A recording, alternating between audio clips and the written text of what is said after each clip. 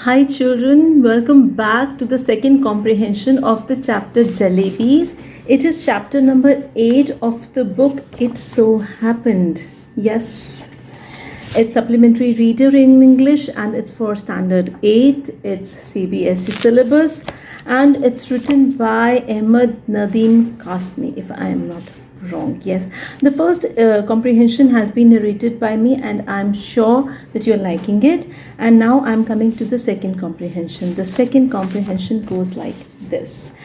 Before just starting the narration, I would like to give you a brief of the first comprehension, how the story started. This is an honest boy from a very well-to-do good family who goes to government school in Kambetpur, that is Atak, and he has got 4 rupee coins which he has to give to the teacher, that is Master Ghulam Muhammad, for the collection of fees.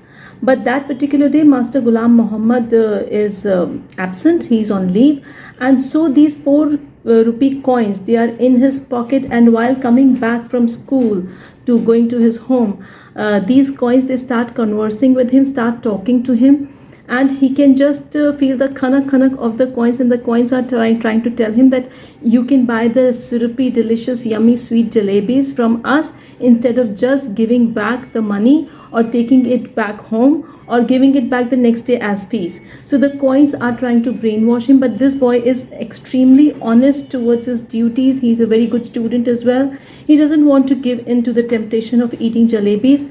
But in the end of the first comprehension, we read that he just ran away to the halwai and just asked for 1 rupee jalebi worth 1 rupee. In those times, they were inexpensive times. The jalebi worth 1 rupee means on a newspaper they were given, and a pile and a heap full of jalebis was there. And now he was satisfied to see so many jalebis. Coming back to the comprehension narration, the comprehension is 2. I'm reading it for you.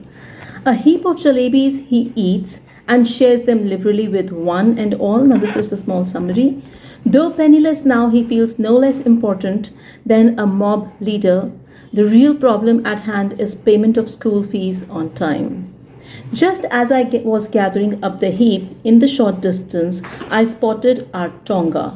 What is a tonga? Now tonga is it's a 2-wheeled horse-drawn vehicle. You can call it a cart as well, and you can still see it at some old areas of the old cities. It used to be a very popular vehicle, but now it's rarely seen. So he saw what? He saw a tonga. He spotted a tonga. Chacha Jan was returning from court. Now this Chacha Jan character is a new character in this story. Chacha Jan has been given only this much introduction, and that's the end of it. Maybe a sentence or two in the later part of the story.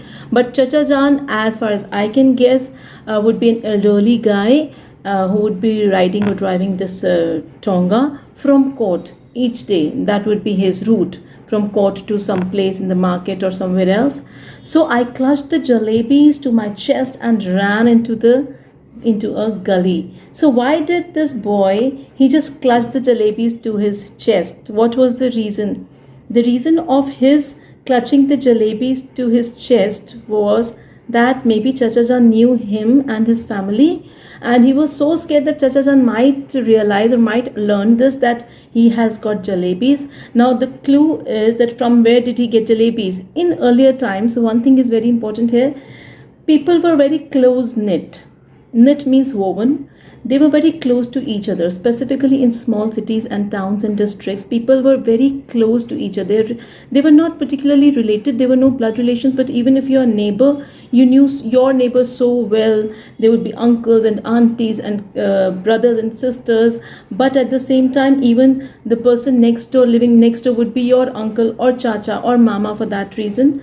The reason was that there was honesty, there was dignity, there was softness and politeness, and there was a sort of positive attitude towards the relationship. So people were not afraid of making relations other than their own blood relations. Now this person, Chacha Jan, would have been close to the family, and since it's a small place, a small city, he was really afraid that if Chacha Jan comes to know that I've got this jalebis, then he would definitely complain at my home. And so out of all that fear, and apprehension, he just clutched the jalebis close to his chest and just ran into a gully. A gully is a small, narrow street. When I reached a safe corner, I began to devour the jalebis. Now, devour is what is devour? It is just like eating hungrily. Just, he had given so much of thought. He had just fought with himself and his brain and mind and heart to get those jalebis. Now, he was not particularly hungry, but he was so desperate to have those jalebis and he started eating the jalebis. I ate so many, actually he ate so many jalebis that if anyone pressed my stomach a little, jalebis would have popped out of my ears and nostrils. Now here the narrator and the writer, they actually want the story to be funny, to be innocently humorous. That is why these certain funny, silly lines are given over here and there, and they actually make the entire narration very light and smooth and not on the heavier side. Now, if the narrator says that if I'd pressed my stomach a little more, he had eaten so many jalebis that jalebis would have popped out of his ears and nostrils. Now, this was page 65 for you. I'm turning on to page 66. Very quickly, boys from the entire neighborhood assembled in the gully. By that time, I was so pleased with my stomach full of jalebis that I got into the mood for some fun. So now he had satisfied himself. He never wanted more jalebis. He was just stuffed. That is why the thought of just pressing the stomach and popping out of the jalebis from here and there and everywhere came to his brain. But now he just thought of a little more fun. Now, what is fun according to him? According to fun, for him was a little constructive and productive idea of distributing the jalebis amongst those, maybe those who are underprivileged, those who don't get jalebis so easily, or maybe just local guys. Just spending some money on these local guys would give him little different kind of satisfaction, a positive satisfaction. So he was so pleased by his full stomach that he wanted some fun. Now I started handing out jalebis to the children around and started distributing jalebis to everybody around. Delighted, they ran off, jumping and screaming into the gullies. They used to just collect single jalebi from him and just run screaming, "Oh, we have got jalebis." The times were inexpensive, but still there was a kind of people really were grateful for whatever they got. Things were not easily accessible. There was not that problem of abundance which we have today, that we have got so much that we don't need anything and we are still complicated in our brains. People were simple, their desires were simple. Having a small piece of jalebi meant a lot. And that what showed in the attitude of the children, that they just, they were happy, they were screaming after getting that jalebi. So soon a whole lot of other children appeared, probably having heard the good news from the others. So when the children, they heard this good news that, oh, that guy in the corner of the gully is distributing jalebis, they were so excited. They just ran off, left everything what they were doing and just ran off to catch hold of a single jalebi. I dashed to the halwai and bought one more rupees worth of jalebis. By this time, the jalebis which he had actually bought, they were enormous, they were in abundance, but they had finished. So he just ran towards the halwai, got one more packet or one more heap of jalebis, that was again 1 rupee worth, and he wanted to distribute more. So I dashed to the halwai, bought 1 more rupees worth of jalebis, came back and stood on the chabutra. Chabutra, what is chabutra? Chabutra is a platform which could be there in front of a shop or a home or a house, and chabutra of one of the houses. That's what is mentioned here. Liberally distributing jalebis to the children, just like the Governor Sahib used to distribute rice to the poor and needy on the Independence Day. There are so many comparisons made here in this story, so many examples given and so many metaphors and figures of speech used here, like this particular one, that the boy thought that he was liberally distributing jalebis to the children, just like the Governor Sahib.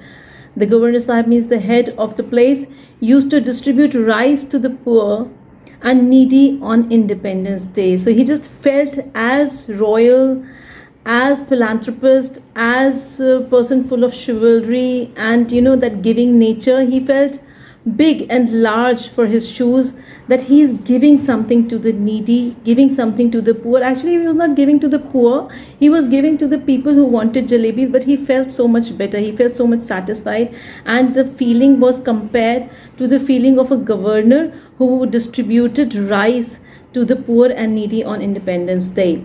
By now, there was a huge mob of children around me. Needless to say, he was just distributing jalebis, and kids, as it is, they love sweets. In that particular area, maybe kids were not so well put, where they were not so wealthy. So they were just hogging all around, and they were just all around hogging jalebis, and they wanted more.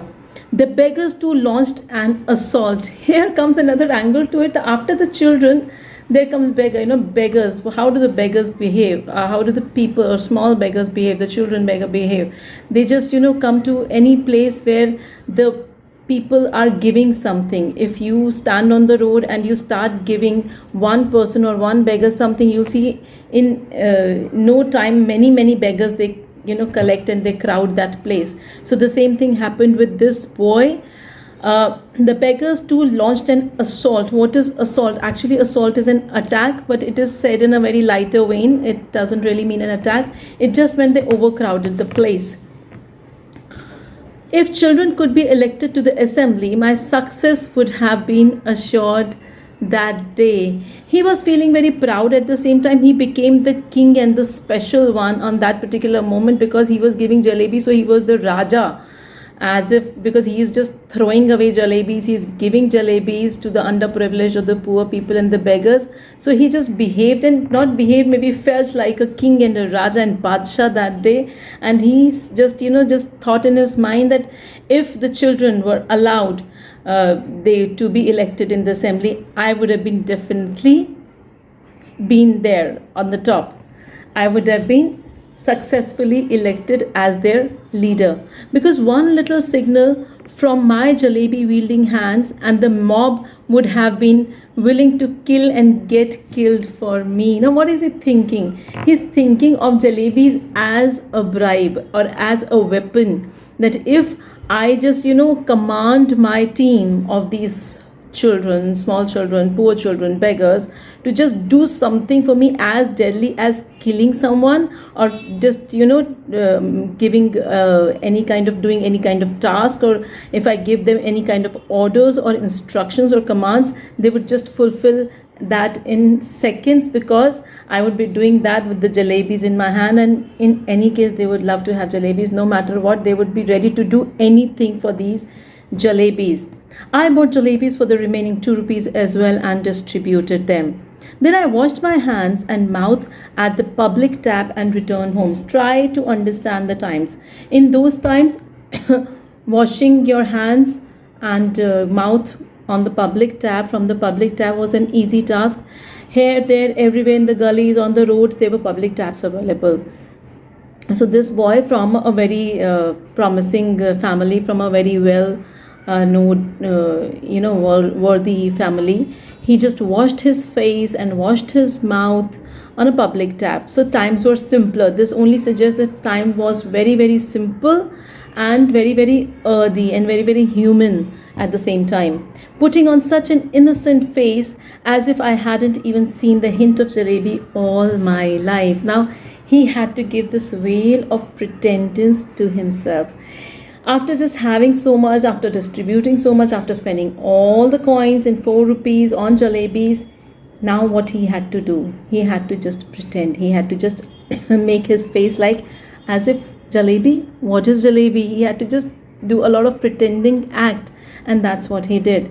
Jalebis I had gobbled up easily enough, but digesting them became another matter. So now he had gobbled up. What is gobbling? Actually, gobbling is eating quickly. He was desperate, so he just ate quickly without even digesting them, without even maybe chewing them properly. He just ate, hogged them. And now what was the task? Whatever we eat has to be digested easily, digested nicely, so that we are not in trouble as far as our digestion system is concerned, our stomach is concerned. Otherwise we can be in trouble. We can have anything like gastroenteritis or a stomachache maybe. With every breath came a burp. This is funny.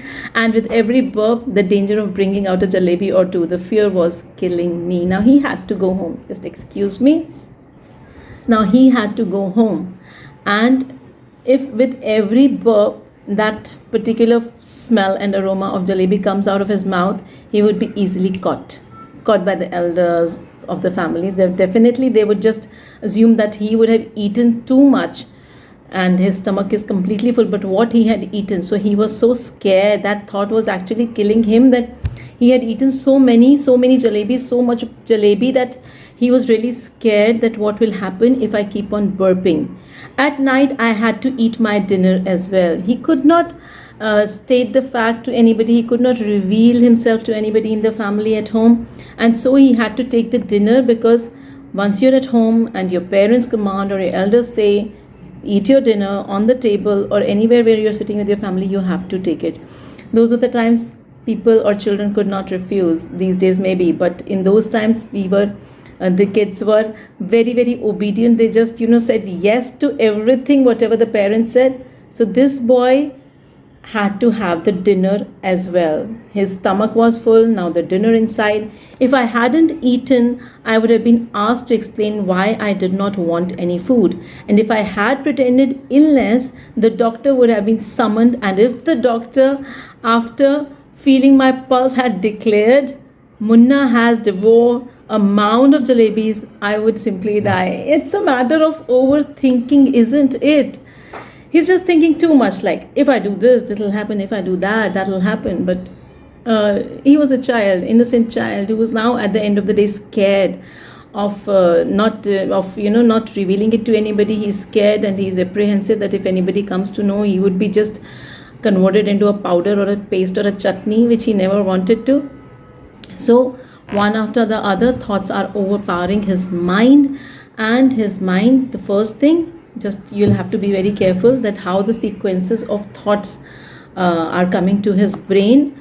And number one, he had to eat the dinner.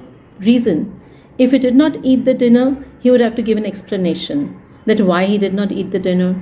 Number two, he would pretend his illness, that I am not feeling good or I am having a stomachache. Then there would have been a doctor to see him. And if the doctor comes, the doctor would be checking his pulse. In those days, pulse is, even today we check the pulse, but in those days it is said that doctors were so intelligent that they would just check the pulse and understand what the illness is all about. So after checking the pulse, the doctor would declare Munna. Now who is Munna here? Don't get confused. Any little boy in those times would be called Munna or Chotu or Bachchu or Bacha here in India. So the doctor would declare that Munna has had a mound, that means a great amount of jalebis. I would simply die.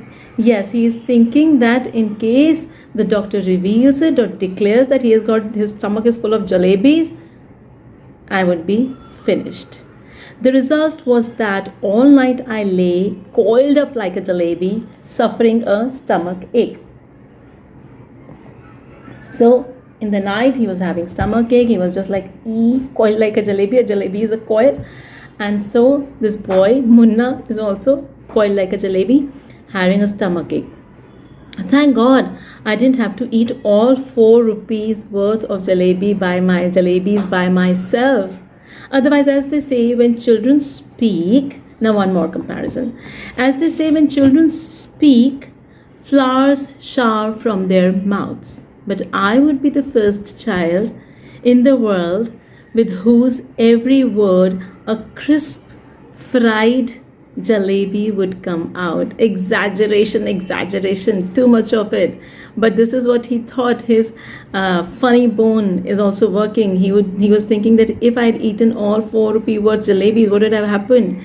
People say that when children speak, the flowers come out of their mouth. That means it indicates the purity of children. They are truthful, they are pure. So the flowers come out of their mouth. And in my case, the flowers won't come out. What will come out? Jalebis. Yes. Children don't have stomachs. They have digestion machines. My machine too kept working right through the night. In the morning, just like any other day, I washed my face and like a virtuous student with chalk and slate in hand, I headed for the school. So night gave him time, or his intestines a lot of time to digest all those jalebis and his dinner. In the morning, there was no stomachache. He was comfortable. He was fine. He washed his face, and like a virtuous student, like any obedient, intelligent person, he just held the chalk and slate. Now, what is he taking to the school? This is an important MCQ question. He is just taking chalk and slate to school. No bag, okay? No school bags, no notebooks, no pencils, no pens. Okay, just mark it here.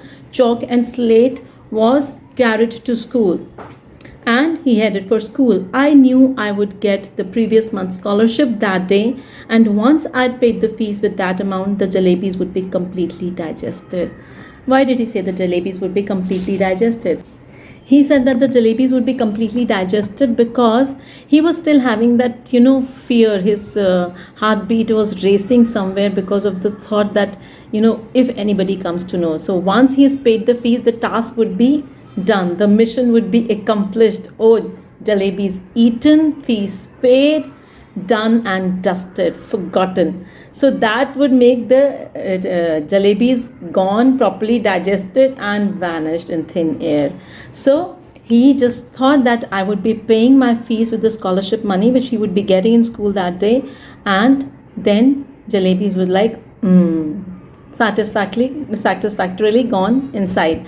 But when I got to school, I found out that the scholarship was going to be paid the following month. Eeks got here, because he was thinking that he would be getting the scholarship money the next day in this month, but he learned from school that the scholarship money would be paid to him the next month. So now in this month he doesn't have any money to pay the fees. Yes, no money. So now what next? My head started to spin. Isn't it obvious? He never had money. 4 rupees meant a lot, and having 4 rupees from anywhere was not possible. I felt as if I was standing on my head and could not get onto my feet again even if I tried. He just felt that world was like a topsy-turvy game for him, and he could not manage anything. He was not able to think straight. So that was his condition. Master Ghulam Muhammad announced that the fees would be taken during the recess. Recess is the food break, and Master Ghulam Muhammad, who had to collect the fees, he said that the fees would be taken during recess. When the recess bell rang, I tucked my bag under my arm and left the school and simply followed my nose, walking on and on. If no mountain or ocean blocked my path, I would have kept going till the earth ended and the sky began. And once I got there, I would say to Allah Mia, just this once, save me. Order a farishta to pass by and drop just 4 rupees in my pocket. I promise I will use them only to pay my fees and not to eat jalebis. Oh Allah Mia, please. So this is a cute boy. And you must be wondering that how can a child just go out of the school during the recess time? As I told you, the times were simpler. Even when I was a child, we never wanted anybody's permission to move out of the school, and we could. Though you can say that today the safety norms are such that you have to have that ID card, you have to have the permission card, and you have to there are so many guards on the gate of the school. In those days, no, nothing of that sort. You could just come. Yes, you have to be on time before the bell rings, but you could move out easily. The safety was not an issue. It was a simpler and safer and nice and decent time. I won't say that today it's not decent. Today we have got a little more precautions than required sometimes. So other times, doesn't matter. So this boy, he just started moving in the nose direction straight. He followed his nose and kept on walking. And what he's thinking, that if there is no mountain, no ocean, and I just have a straight, simple path without any obstacles, I would have kept walking and just reached the end of the earth and where the sky began, and just asked Allah Mia over there, oh please give me 4 rupees. Order a farishta. Now who's a farishta? It's an Urdu word, Arabic or Urdu. Farishta is an angel. Just order a farishta. Farishta, we must understand that God or Allah Mia or Bhagwan has got a lot of farishtas, a lot of angels who can just, help people in certain ways. This is the it could be a fact, it could be a myth. I really don't want to get into that. But order a farishta to pass by and drop 4 rupees in my pockets.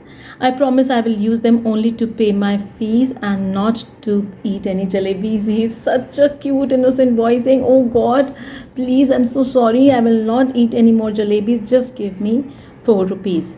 I couldn't reach the point where the earth ended, obviously, but definitely reached the point where the Kambelpur railway station began. So he headed in his nose direction straight, and where did he reach? The Kambelpur railway station was there, and there he reached.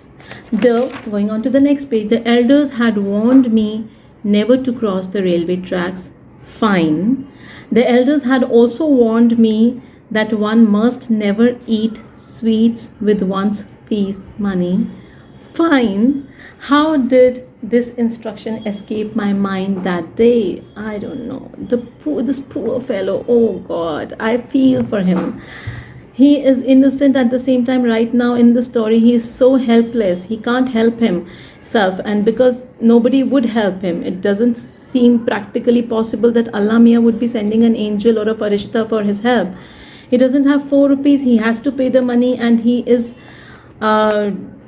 fearing his family's wrath or anger or furiousness that he would be caught. But he is just walking into his railway tracks, and after reaching the railway tracks, he suddenly remembered his family members or elders warning or instructions that they had told me that never ever cross the railway tracks, it's dangerous. So he thought of it and he never did that. And then he just thought of another thing, maybe it's imaginative, that the elders also warned me that one must never eat sweets with one's fees money. But he could not, or he did not probably remember that instruction. It escaped or just vanished from his mind on that particular day when he just squashed off the money in jalebis. I don't know. And now it is a crossroad where the boy doesn't know, a big question mark in front of him, that what should he do. End of the comprehension second, and comprehension check of the second is also left. We are left with the last comprehension, and that is pretty lengthy, so I'll have to make another video for that. But before that, I would be just doing comprehension check 1 and 2 with you, and that would be with the PDF, of course, to make you learn better. Till then, take care. Bye bye.